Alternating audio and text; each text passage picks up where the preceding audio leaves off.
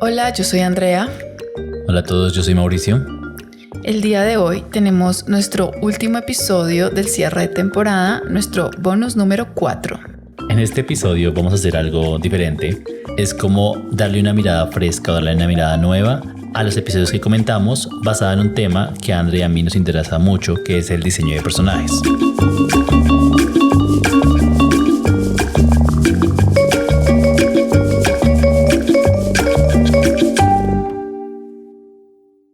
Es un tema del que estamos intrigados constantemente, leyendo, informándonos, como opinando. Y pues lo que queremos hacer aquí es comentar los 30 episodios alrededor de 3 autores. Entonces puede ser muy ambicioso, puede ser un montón. Por eso queremos basarnos simplemente en una opinión muy puntual de cada autor, para que ustedes, por si les interesa, puedan expandir la opinión de ese autor, como en su trabajo. Pero nosotros vamos a comentar solo sobre un punto específico que ellos mencionan. Entonces vamos a empezar con un libro, uno de los libros más sencillos o más digeribles que tienen al respecto de los personajes, y es El arte del personaje, de David Corbett. David Corbett es un autor que trabaja el diseño de personajes desde la inspiración para luego desarrollarlo e integrarlo al conflicto de la historia y al resto de cast de personajes. ¿Tienes una manera más específica de contarnos qué significa esto? Por ejemplo, desde la inspiración. Porque, no sé, podríamos pensar que siempre estamos trabajando desde la inspiración. ¿Cómo no trabajar desde la inspiración? Entonces, ¿a qué se está refiriendo con esta idea? Pues él menciona, obviamente también trabaja el cine, entonces habla mucho de inspirarse, por ejemplo, en la gente que uno conoce, otros personajes del cine que uno haya visto, también de la naturaleza, de lo que uno pueda conocer de la literatura. O sea, estos personajes que empiezan a formarse solos, incluso independientes de la historia, que a uno le llaman la atención o que a uno le interesa construir. Yo creo que la animación llega un poco más lejos y estoy pensando, por ejemplo, en Mansión Foster, donde la inspiración de, no sé, voy a mezclar un pato con una palmera y un avión, nos da a Coco y podemos tener ese personaje creado, llamativo, existiendo, y eso nos llevaría después a darle una personalidad, darle una serie de conflictos e integrarlo a la historia, que en este caso sería la historia de cómo Blue entra a la casa de amigos imaginarios.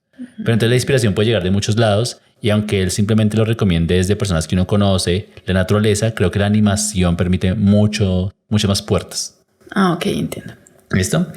En cuanto a su apariencia, ahí siguiendo con el libro de Corbett, según él, los personajes funcionan en un primer nivel como una impresión, es decir, uno conoce a alguien y le genera una primera impresión. Esta obviamente puede ser visual y uno empieza a intuir muchas cosas, pero luego el personaje empieza a alternarse entre lo que él llama el descubrimiento y la creación. ¿Qué quieres decir con alternar entre el descubrimiento y la creación? ¿Eso en término material, físico o en un ejemplo qué significa?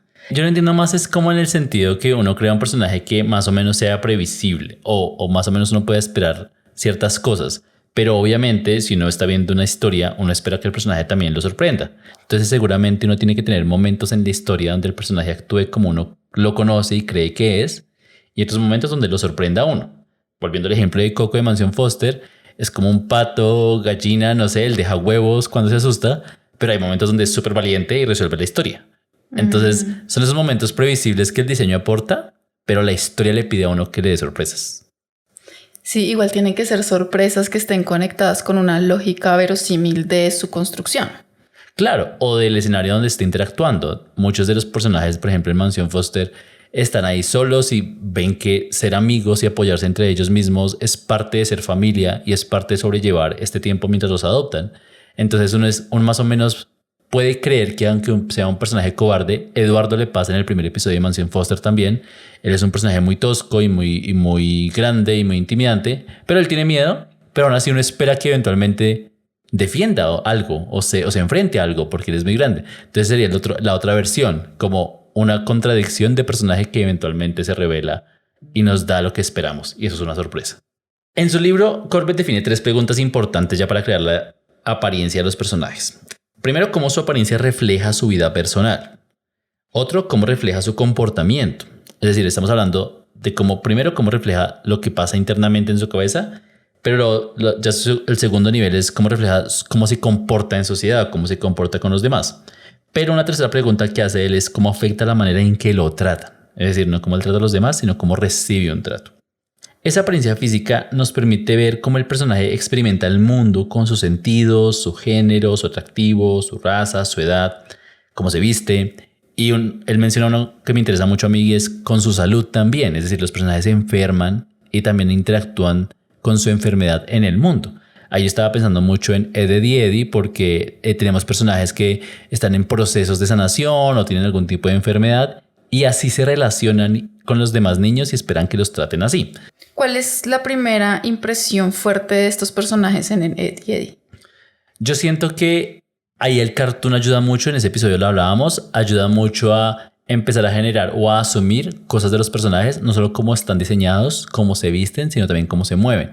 Que eso es un poco lo que Corbett también dice acá de los gestos. Entonces en el show, por ejemplo, el mismo creador aseguraba cómo las maneras de correr, los ciclos de caminado de cada personaje pues hacían ver cómo uno era como el más aventajado, otro era como el más inteligente, otro era el tonto. Y así empezamos a entender a los demás personajes como el que tiene miedo, el que es más agresivo, el que es más desconfiado. O sea, ya uno entiende a los personajes, pero fíjate que antes de que uno vea las historias, uno ya tiene una impresión de este personaje puede actuar así. Y bueno, en Ed, Edd y Eddy hablábamos como verlos a los tres interactuar ayudaba a entenderlos un montón, pero como el cast de niños es tan grande, ellos necesitan mucho esa primera impresión para generarnos como una especie de expectativa antes de ver las historias. ¿Desde la forma solamente o porque tú dices antes de que actúen, o sea, antes de la animación, antes del movimiento, antes de saber antes de la historia? Antes de la historia. Porque nosotros vemos, por ejemplo, tener una primera aventura, por ejemplo, intentando robarse algo. Y ahí tal vez no entendamos todavía a dónde va a desembocar esa historia, pero ya los vemos cómo lo hacen. Y hay uno que lo hace con mucho más cuidado, otro con mucho más tosquedad. O sea, hay maneras en que lo hacen. Yo siento que la animación y los gestos hacen parte de esa primera impresión. Así no entendamos el personaje completo porque no lo hemos visto en la historia. Ok, entonces desde este punto de vista, en este primer autor, el diseño de personaje no solamente es la forma o cómo está, no sé, cómo dibujamos este personaje, cómo es, qué apariencia tiene, sino cómo se comporta y cómo se mueve. ¿Qué gestos tiene? Incluso gestos sutiles de su cuerpo o gestos ya adquiridos socialmente. Sacar la lengua, mostrar un dedo, cosas muy sencillas, pero que uno sabe que son sociales, hacen parte de esa primera impresión de personaje, claro. Ok. Entonces nos llega la primera pregunta, que es para repasar algún par de episodios, y es: ¿cómo ves en los personajes animados el uso de su apariencia para mostrar cómo se sienten, cómo se comportan y cómo los tratan? Uno de los episodios que vimos donde más yo creo que evidentemente se puede ver esto es en Beastars. Ajá. Porque no solamente la forma, o sea, el diseño, son animales antropomorfos y demasiado estilizados. Sí. Sí, no solamente, o sea, si los vemos quietos como una imagen, un estilo del personaje, ya podemos entender mucho, pero luego la forma en que ellos utilizan el animal que son, la forma que tienen dentro de su movimiento y su forma de interactuar, pues nos habla un montón de los personajes. Entonces, la sensualidad, la feminidad, la masculinidad, el poder, la fuerza, mezclado con su forma animal que ya tiene como una imagen en nuestro cerebro. Cada animal ya pues nos dice algo. Entonces eso hace muy fácil la representación de la interacción y de la caracterización del personaje, ¿verdad?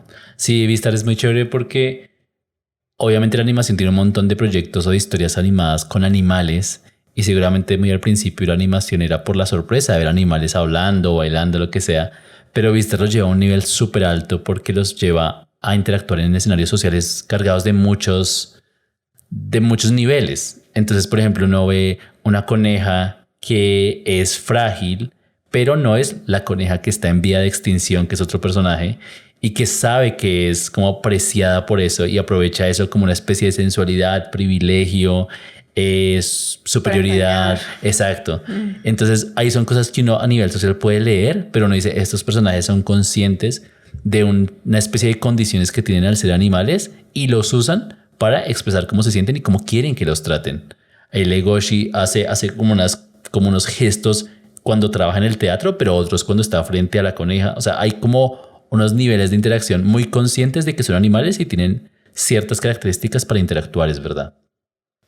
Por otro lado, tenemos también a Midnight Gospel, donde acá el personaje tiene el poder y la voluntad de cambiar su forma física en cada mundo según el avatar que escoja, ¿verdad?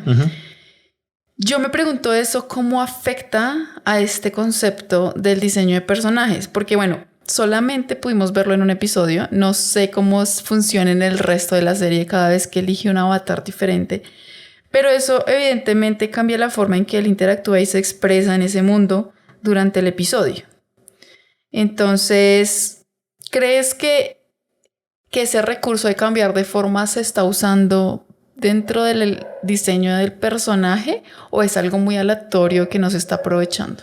No, yo creo que ahí sí hace parte del diseño del personaje que él sepa que puede cambiar, pero entonces ahí coloca la dificultad en los diseñadores de agregarle una característica que siempre nos recuerde al personaje. Yo siento que en Midnight Gospel es su cara, como sus ojos, el tamaño de sus ojos y sus, digamos, características faciales siempre nos llevan al personaje. En el segundo episodio también lo vimos, él se deshace, como que se vuelve un líquido en una máquina, pero aún así siempre vemos su cara y entendemos, este es Clancy, o sea, todo el tiempo él es él. Y también me lleva a pensar, por ejemplo, en Samurai Jack, que tenemos a Haku, su descripción es el cambiador de formas. O sea, él hace eso, digamos, que es su razón de ser. Pero él siempre tiene estos ojos bordeados con llamas y uno siempre que ve, así sea una silueta negra con esos ojos en llamas, uno sabe, ese es Haku. Y se está sintiendo así y se está manifestando de esta manera. Entonces yo creo que es un gran ejemplo para mostrar cómo en la naturaleza de la animación hay personajes que cambian de forma y lo hacen como un atractivo del proyecto y de su personaje, pero tienen unos índices comunes que siempre llaman al personaje y nos dejan sentir cómo se sienten o cuáles son sus intenciones, ¿no? Una misma voz. Exactamente. Incluso puede ser el color. Haku lo tiene como su silueta negra, pero Clancy también siento que con ese rosado, morado, no sé, no me recuerdo, él también siempre se mantiene en personaje, por así decirlo. Y así uno puede pensar que tener un personaje ya no simplemente es la forma, sino hay otros estímulos visuales que nos recuerdan y nos llaman todo el tiempo al personaje. Para cerrar este punto, yo tengo obviamente unas series que ya son parte en general de la animación y que uno puede decir simplemente hace parte de esto, pero por el extremo o el nivel al que ha llegado la animación. El más obvio es Looney Tunes. Me refiero a que estamos pensando en el cartoon y esos personajes saben que son caricaturas y pueden desdoblar su cuerpo, crecer tamaño, hacer un montón de cosas que más allá de que sean conscientes de que este personaje en específico es como que son conscientes de que son caricaturas y exageran para mostrarnos una expresión. Ahí también está Hotel Transilvania, que tenemos personajes hechos de cosas o hechos de partes y también exageran eso para mostrarnos cómo se sienten y cómo quieren que los traten. Entonces, creo que la animación tiene también esa otra capa donde no solo puede llevar a animar animales o cosas, sino también a que esos personajes sean conscientes de que son animados y empiecen a tener otro nivel en donde expresen sus emociones con su propio diseño. Pasando entonces a otro libro, vamos a pasar a uno de los más grandes.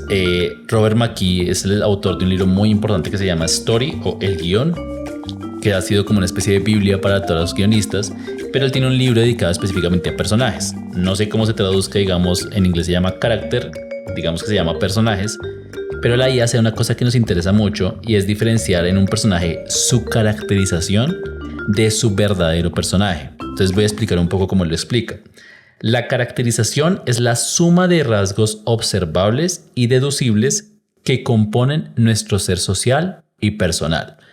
Ahí él antes habla que hay varios seres, digamos que uno tiene varias caras o varios roles que juega y pues está el personal y el social y él dice, estos son rasgos observables y deducibles. Ahorita hablamos un poco de lo que es deducible. Pero por otro lado, el personaje real se refiere al conjunto de rasgos del inconsciente y la personalidad que están escondidos en la mente. Entonces, a nivel de inconsciente pasan un montón de cosas o un montón de gatillos que empiezan a dispararse, tal vez fuera de nuestro control y tal vez fuera de los escenarios donde nos sentimos más cómodos, pero están ahí y son parte de nosotros, es decir, nos llevan a actuar como verdaderamente somos. Él continúa diciendo que los seres humanos son animales sociales que siempre están como midiendo y administrando las impresiones que causan en los demás. Es decir, uno en diferentes escenarios sabe qué impresión tiene que causar y uno las administra. Jugamos diferentes roles en diferentes escenarios y ese juego básicamente es el uso consciente de nuestra caracterización. Ser conscientes de nuestros rasgos observables y deducibles. ¿Listo? En la caracterización tenemos los rasgos físicos, pero también tenemos los gestos faciales y corporales. Ahí recordamos un poco lo que acabamos de hablar del libro de Corbett. El tono de la voz, nuestras actitudes en general, están incluidas ahí. En la interacción con otros, hay otros rasgos que podemos inferir, como los talentos, las creencias y la inteligencia. Y él aquí menciona que obviamente no solo es la inteligencia analítica, sino la emocional y la creativa también. Es decir, que la caracterización es como la máscara y el personaje real es la esencia del personaje, sin decir que son opuestos o que una es falsa y la otra verdadera, sino que ambos, la máscara y la esencia, se relacionan y se afectan mutuamente. Exacto, pero son niveles. Ahí, como dice André, no es que una sea falsa, es que una es como la puerta, ¿no? Es como el primer nivel. Y tú vas a conocerme por lo que yo quiero mostrarte de mí, primero. Segundo, pero hay un subtexto. Exacto. Segundo, por lo que me vas a ver hacer en ciertas situaciones y tú puedes deducir, a esta persona le importa esto, prioriza lo otro, oculta esto.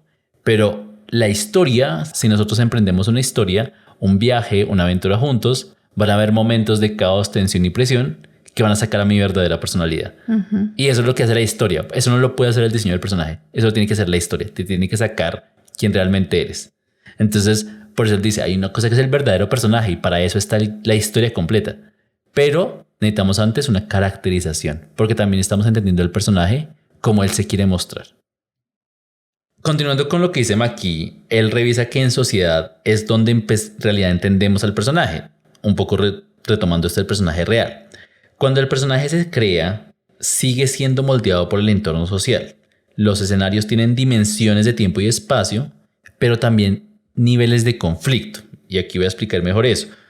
Uno puede decir, el espacio es, no sé, un edificio. Entonces, es un espacio concreto a nivel geográfico o físico. Tiene una dimensión del tiempo donde uno puede decir, yo voy a ir de 7 a 5 a trabajar, lo que sea. Pero también tiene un nivel de jerarquía de, pues yo voy a hacerle caso a alguien y que alguien me haga caso a mí, o a escuchar a alguien y que alguien me escuche a mí, pero también unos niveles de conflicto. Ahí quiero algo que no estoy logrando conseguir porque hay ciertos obstáculos y esos obstáculos pueden ser otras personas. Y todo eso es propio de ese lugar. En mi casa será otra cosa, en mi universidad será otra cosa, en cada lugar será una cosa diferente. ¿Listo? Entonces nosotros tenemos dimensiones de tiempo y lugar o tiempo y espacio, sino niveles de conflicto. No todos nos comportamos igual o no todos tenemos los mismos recursos en los mismos escenarios. ¿Listo? Incluso donde los personajes, él dice una cosa muy chévere, es que incluso en los escenarios donde los personajes se sienten seguros, eso no significa que puedan hacer cualquier cosa, porque entre más seguro uno esté, es que más tiene que perder y por eso se restringe más. Y ahí coloca el ejemplo como del loco, el desquiciado, y es como el que no tiene nada que perder, pues hace lo que sea. Entonces, ese ejemplo me gusta porque no nos muestra que hay escenarios cómodos e incómodos, sino hay escenarios realmente que nos dan o nos quitan poder. Y ese escenario que nos quita poder no tiene que ser necesariamente incómodo. Puede ser muy cómodo, pero nos cohíbe. Esto tiene mucha relevancia en un aspecto muy teatral del asunto, en donde el personaje tiene unas formas muy específicas de interactuar con el espacio que tiene alrededor, ¿sí? Con todo lo que le hace resistencia. Ajá. Y para llevarlo como a lo más elemental, a cómo te mueves con el espacio que está a tu alrededor, literal, ¿sí? Sí. Pero aquí ya estamos hablando de movimiento. Sí. Y de acción, de interacción, pues que es lo que más podemos controlar cuando tenemos un personaje en imagen real. Pero nosotros en animación también tenemos ese elemento de poder dibujar el personaje, o sea, crearlo desde cero. Sí. Entonces a mí me gustaría como trasladar eso a solo forma, ¿sabes? Como antes de ponerlo a moverse, antes de ponerlo a actuar. Sí. Pensar en eso solo para la creación física, volumétrica, sí, cromática del personaje, ¿sí? Como antes de su movimiento. ¿Cómo puede todo esto revelarse, antes de que interactúe, revelarse solamente en su forma? Y creo que eso es una potencia muy grande de la animación. El personaje puede ser cuadrado, el personaje puede ser circular, el personaje puede tener una inclinación, puede ser gigante al lado de todo lo que está a su alrededor. Sí. ¿Sí? Y uno sabe que lo va a llevar a interactuar en sociedad y que esas características va a ser una nueva forma de ver niveles de poder, ¿no? Rasgos de poder. Digamos que mi ejemplo que más se me vino leyendo esto es gárgolas. Nosotros vemos en gárgolas estos seres súper fuertes, musculosos, digamos monstruosos, con alas. Pero no sé si recuerdas que cuando ellos iban a ver a los reyes, sus alas se volvían como unas túnicas. O sea, como que ellos se los abrochaban en la mitad y era como muy grosero, como insultante tener las alas en la sala del rey. Y ellos casi que se abrochaban sus alas como si fueran túnicas. Y eso es muy de la forma, eso es muy de... Claro, eso se va a llevar a verlo en movimiento, verlos cómo ellos se cohíben, Claro. ver cómo ellos cierran su cuerpo, pero el diseño está prestado para que esa forma en un punto sea muy intimidante, la silueta de las alas así como de gárgola, y luego sea muy, muy respetuoso. Tengo una túnica que oculta mi cuerpo y básicamente me da una silueta muy elegante en la sala del rey. Entonces, son esas cosas que nos lleva a decir, eso es imposible de pensar cómo verlo en un ser humano, pero cuando lo veo en una gárgola y me lleva a la fantasía y entiendo que este personaje también tiene que contenerse frente al rey, me hace empatizar con él, o sea, me hace identificarme, pero al mismo tiempo me hace maravillarme de lo fresco que es ver esta representación de respeto y veneración en un personaje nuevo y fantástico, ¿no? Con estos 30 episodios que vimos, André, ¿viste que los personajes mostraran diferentes roles en diferentes escenarios? Como el que acabamos de hablar en Gárgolas, o sea, ¿eso es algo común? ¿O tú crees que en general vemos una sola dimensión del personaje? Una sola dimensión me refiero, en Tumble Leaf lo veíamos, son los niños y son los mismos siempre, se comportan igual siempre y uno no siente que estén ocultando o mutando en ningún escenario, sino son los mismos. No sé si es porque es preschool, no sé, ¿cómo lo ves tú? Sí, yo creo que en el contenido más infantil, más para personas más pequeñas, tiene que haber una consistencia del personaje porque no creo que todavía exista la capacidad de interpretación para saber que un personaje puede ser tan diferente en dos momentos diferentes. ¿Sí?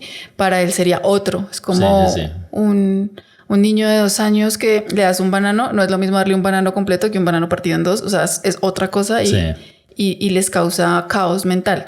Entonces sí creo que debe haber una consistencia en los personajes y por eso no pueden ser como tan mutables y tan ambiguos.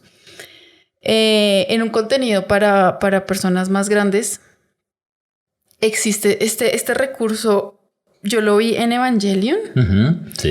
En Evangelion él tiene una apariencia, quizás también lo relaciono con la cultura japonesa, muy sobria, muy alejada de la emoción, seria.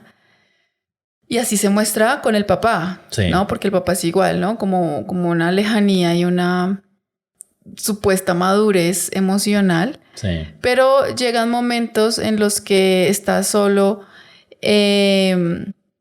con otros personajes y puede sentirse o puede expresarse un poquito más la tristeza que tiene o sí se puede quebrar. O cuando llega momentos de mucha presión que tiene que manejar el robot gigante y se destruye y es como no, pero se le cae la cara de sobriedad que ha manejado durante todo el episodio. Entonces ahí sí se puede ver esa ambigüedad y también le da mucha profundidad emocional al personaje. Sí, yo creo que una genialidad de Evangelion es que tenemos principalmente un escenario y es un escenario muy tenso o con muchas relaciones de poder, que es Nerf, donde están guardados los Evas. Nosotros tenemos momentos muy específicos donde están en el apartamento de Misato y en el colegio y lo que sea, pero eso es muy, muy pequeño. Y creo que nos ayuda a saber los personajes en otras situaciones, pues lo relajados que están o como que otras dimensiones tienen. Pero siento que la fuerza de Evangelion es que en las oficinas, digamos en el cuartel, en Nerf, los personajes son radicalmente diferentes con un personaje y con otro. Y están en el mismo lugar. Y ahí uno entiende como que este lugar está pasando algo muy importante, claro, es el fin de la humanidad básicamente, entonces es muy importante lo que pasa ahí y hay demasiadas intereses, relaciones de poder, obstáculos en cada personaje, o sea, cada personaje representa muchísimas cosas para cada uno y eso siento que ayuda mucho a que la serie tenga un gran ritmo y presente a los personajes de una manera muy efectiva porque uno todo el tiempo está viendo así una conversación muy sencilla, la cantidad de tensión e intereses que hay en cada diálogo. En otro ejemplo, nosotros también vimos Los Picapiedra, en donde pasaba algo así, pero no sé si tiene la misma profundidad. en donde Pedro Picapiedra es de una manera con su amigo y es de otra manera con su esposa, ¿no? Y con uno muestra a quien, no sé, una persona libre que quiere hacer ciertas cosas y con la esposa muestra como alguien que quiere hacer otras e incluso involucra como mentiras. Es consciente de... Sí, no es como una cosa que se quebró y salió. No, es como que es consciente de que tiene una doble cara con cada persona. Sí. No sé, no lo siento como una construcción de personaje tan profunda. Es casi como un cliché, como una burla a... ¿Sabes? Como un chiste de la caracterización del esposo. Pero no sabría si este recurso está usado de esa manera ahí. Yo creo que sí, y creo que hace parte de lo que en ese episodio hablábamos de la efectividad de lo anacrónico. Y es decir, tiene que sentirse cercano, pero en el mundo Picapiedra, en el mundo prehistórico. Y es como, si nosotros fuéramos lógicos, diríamos, no, si esta persona tiene que irse en un dinosaurio a jugar a un juego, porque no podrían ser los bolos, y esta otra persona quiere ir a otra cosa que no podría ser la ópera, no se mentirían o no harían un esquema de no sé qué, pero ahí está como la genialidad de ese proyecto en específico y es, sí, nosotros entendemos que son ir a una final de un deporte que nos gusta, sabemos que ir a un evento cultural que nos gusta, sabemos que es estar en pareja y tener dificultades en organizar el tiempo. Y ahí es cuando estas pequeñas cosas de hacerlo con un helicóptero de piedra y con un dinosaurio y con una piedra, es como que empiezan a tener gracia. Entonces yo creo que eso que acabas de mencionar de cómo esos cambios de roles tan cercanos a nosotros es lo que hace genial a esa serie, porque es lo que la hace extraña y fantástica ver lo mismo, pero en un mundo de piedra. Yo notaba también de golpe, y no sé, también tenemos que pensarlo, en Invencible. Digamos que Invencible hace una cosa y es que lleva esta idea de los superhéroes, de que usan trajes y que tienen como grupos de superhéroes, pero lo lleva a un entorno familiar en un mundo donde ser superhéroe no es algo tan extraordinario. Entonces en el primer episodio cuando veíamos a Mark Grayson seleccionar su traje y decir, bueno, yo soy frente a mi papá y mi papá confía en mí, pero ahora voy a ser parte de este grupo y soy un adolescente y voy al sastre a que me haga mi traje, pues yo quiero que sea un traje que se vea que soy muy fuerte y que soy invencible y que... Entonces son como esos roles donde él está como ni siquiera tomando roles en diferentes escenarios, sino en diferentes épocas de su vida. Porque ella sabe que ya no va a ser el más fuerte del colegio y donde tiene que hacerlo de una manera, sino el más fuerte entre los superhéroes, que son otros códigos. Entonces yo creo que también nos ayuda a ver cómo donde vemos esas historias donde son personajes que mutan y cambian, digamos la diferencia que teníamos de series episódicas donde en cada episodio se resetea el mundo, sino serializadas donde avanzan, que también lo vimos en Kid Cosmic. Los personajes también piensan en eso, ¿no? Cómo en el tiempo tengo que verme diferente porque ahora tengo una nueva habilidad o tengo una nueva misión o tengo un nuevo grupo. En Kid Cosmic cuando empiezan a armar el grupo con la adolescente y con la niña, también empiezan a pensar mucho en sus trajes y en cómo los va a ayudar a salvar el mundo. Y siento que ese ya es otro escenario como en el tiempo, ¿no? En otro momento de ese personaje.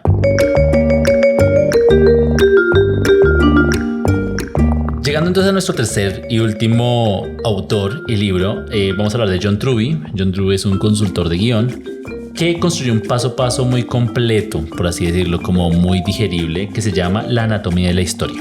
Como cómo recorrer una historia para escribir un buen guión, y la verdad es un libro muy sencillo y muy entretenido de leer. Él hace un recorrido muy claro sobre el esquema general de una historia y hace un análisis muy puntual casi al final del libro que nos interesa mucho, que es los símbolos. Es decir, cómo encontrar símbolos, construir una red de símbolos y obviamente tener personajes simbólicos. Entonces, un símbolo es una imagen muy importante para la audiencia porque es una forma muy condensada de significado. Es decir, que uno la ve y transmite muchas cosas. Esto tiene una presencia mucho más grande en las imágenes. Digamos que el potencial simbólico de una imagen es un tema muy amplio. Pero aquí pensando en un personaje simbólico, es decir, un personaje que nos remite a otra cosa, puede traer unas lecturas mucho más ricas a la hora de ver una serie. En esta red, los personajes simbólicos obviamente ayudan a definirse unos a otros y es claro entenderlos si vemos a un personaje por lo que no es o por lo que es a través de sus símbolos o del conflicto con otros personajes. Yo creo que una de las formas en que podemos ejemplificar esto de los símbolos es aquellos shows o proyectos que usan animales. Entonces, donde por ejemplo vemos al lobo o al zorro y creemos, hay una astucia, o vemos al búho y sentimos hay una inteligencia. vemos al león y vemos a un liderazgo. Y son estas imágenes que siempre están llamándonos y llenándonos de significado, así no haya pasado nada. Así el show no haya empezado, la historia no haya empezado, uno lo ve y uno asume ciertas cosas. Nosotros con André, por ejemplo, viendo Tumble Leaf, decíamos, bueno, el protagonista es como un zorrito azul y él es como el aventurero, ¿no? El audaz, el sagaz, el que quiere ir a buscar. Sí. Y tiene otros personajes que son como, pueden ser aves o pueden ser animales terrestres, pero que no transmiten o no evocan ese sentido como de la aventura. Entonces ahí puede ayudar. Obviamente Beastars, como lo acabamos de hablar, pues está el sentido de la fragilidad en el conejo y está el sentido de la agresividad en el lobo, y ahí empiezan a tener otro tipo de intuiciones, ¿no? De lecturas. Obviamente aquí John Truby habla de muchos más, no solo animales, sino máquinas. Por ejemplo, hay personajes que son máquinas y uno podría pensar en Mansión Foster, es el que más se me viene, obviamente. Hay personajes que son medio máquinas, medio aviones, medio animales, objetos propios de la imaginación de un niño, pero que uno va asumiendo que tienen ciertas funcionalidades, por así decirlo, o ciertas habilidades por su naturaleza más de objeto.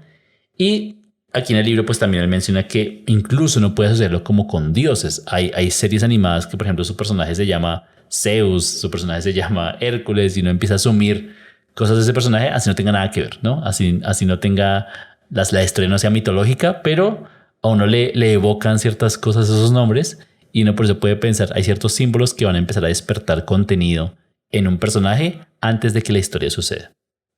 O de pronto no solamente el nombre o la apariencia, sino el rol que tienen, ¿no? Sí, también. Puede ser. Incluso puede ser como contradictorio. Creo que hay series animadas donde el perro de la casa se llama Zeus y es un personaje pequeño, inofensivo, y uno dice, claro, ahí hay una contradicción que me causa gracia, pero porque estoy esperando una respuesta al estímulo simbólico que me representa ese nombre y no la tengo, y eso me causa gracia. Ese tipo de cosas. En 30 episodios que vimos, André, ¿tú crees que ese potencial, voy a decir potencial simbólico de tener personajes simbólicos, se usó para retratar temas más grandes de lo que vimos en pantalla? Cuando digo más grandes es como que signifiquen para la audiencia mucho más de la aventura o el conflicto que se vio en pantalla. Claro. Lo vimos en Kipo, la era de los Magnimales. Este personaje, no recuerdo cómo se llama, pero es un personaje como que es un bebé que nace y empieza a crecer. Sí. A una velocidad completamente absurda. Sí, sí, sí. Y a mutar ¿sí? Y pues yo creo que esa imagen de este personaje que crece muy rápido está señalando otra imagen, que es la imagen de el cambio abrupto y rápido que la tecnología ha causado en la naturaleza. También, ajá. ¿No? Como es la serie, pues es un futuro distópico que habla como de que la naturaleza mutó y nos ha comido. Sí, sí, sí. Pero este personaje es como todo eso condensado en una sola imagen, ¿sí? En la imagen de la mutación, el crecimiento descontrolado. Sí. Entonces ese símbolo me parece súper interesante, y aparte se presta para interactuar de una manera demasiado divertida con los personajes. Kipo tiene mucho eso, ¿no? Porque también tiene como estas ranas que son como una mafia. Sí. Entonces uno también sabe que le están hablando de la corrupción, de lo que pasa en sociedad. Así no hayan humanos, como que en cualquier sociedad esto pasaría, o lo que quedó de los humanos es esto, donde pasa que hay un bien, por así decirlo, escaso, o lo que pasa con los humanos en la madriguera, y entonces eso se empieza a hacer como muy valioso y empieza a haber como una ambición. Son cosas que uno sabe, esto me está hablando de la naturaleza, del daño desacelerado que hacen los humanos en el planeta. O sea, hay muchas cosas que uno siente en Kipo que le están hablando de más cosas, es verdad. Sí. Otro ejemplo es en Bob Esponja, el personaje Arenita, ¿sí? Como símbolo de la mujer que sobrevive en un ambiente en contra de su naturaleza. Sí. Es un personaje femenino que es un animal de tierra, de que respira aire. Sí, sí, sí. Y está sobreviviendo, viviendo, creando un ambiente para estar debajo del agua. Sí. Y sus amigos todos interactúan muy bien bajo el agua y no necesitan el aire para vivir. Entonces, creo que es un símbolo muy claro de cómo las mujeres necesitan en este mundo también como sobrevivir en un mundo de hombres. Y como saber el triple, ¿no? Porque Arenita sabe demasiado del mar, incluso mucho más que los personajes, pero es porque Arenita para sobrevivir, o sea, ni siquiera como para hacer algo más extraordinario que vivir el día a día y compartir con sus amigos, tiene que saber 10 veces más. Y si solamente queremos crear un personaje pensando en el símbolo, de ahí se van derivando todas las cosas. El animal que es, Sí. la forma en que se mueve, la profesión que tiene. Está muy chévere eso. A mí en este punto me acordé mucho de Costume Quest. Son unos niños que necesitan vencer a algunos demonios o villanos disfrazándose o creando sus disfraces. Y ellos se disfrazan de cosas muy específicas, se disfrazan de un presidente, por ejemplo. Y entonces es muy distinto como un niño puede creer que un presidente es todopoderoso, ¿no? Que yo creo que es lo que dice la sociedad realmente, como es el trabajo más importante del mundo, básicamente, ser un presidente, pero también es un robot. Hay otro que es como un pulpo. Entonces uno dice, bueno, estos animales que son más allá en lo que nuestra naturaleza nos permite entender, deben ser muy poderosos. Y creo que ese show tiene mucho eso de todo el tiempo estar evocando muchas imágenes que traen más significados que los hacen poderosos. O sea, que hacen sentir a ese niño o a ese personaje con la habilidad suficiente de derrotar a un enemigo. Ni siquiera por las habilidades que tengan en ese mismo momento, sino por la imagen de poder que evoca ese disfraz. Entonces, que el primer episodio sea buscar el disfraz de un presidente me recordó mucho a la hora de leer esto de los personajes simbólicos. Y también lo pensé mucho en Ergo Proxy. Ergo Proxy pues tiene esta búsqueda de un mundo donde supuestamente los androides y los humanos tienen como un equilibrio en su cotidianidad, pero de repente que estos androides piensen un poco de más o sean conscientes un poco de más, se trata como un virus, ¿no? Como una enfermedad que hay que matar.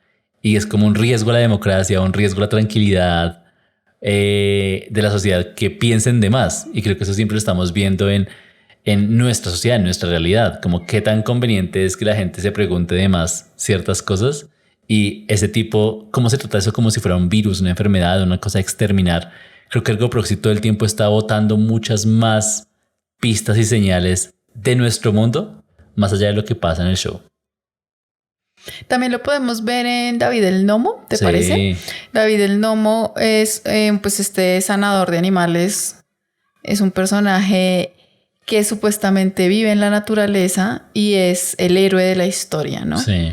Y es como el símbolo de que el salvador que necesitamos es este personaje preocupado por los animales y la naturaleza. Sí. Y que es aparte alguien que parece ser invisible. Sí. Pero que ahí está. Y es muy importante.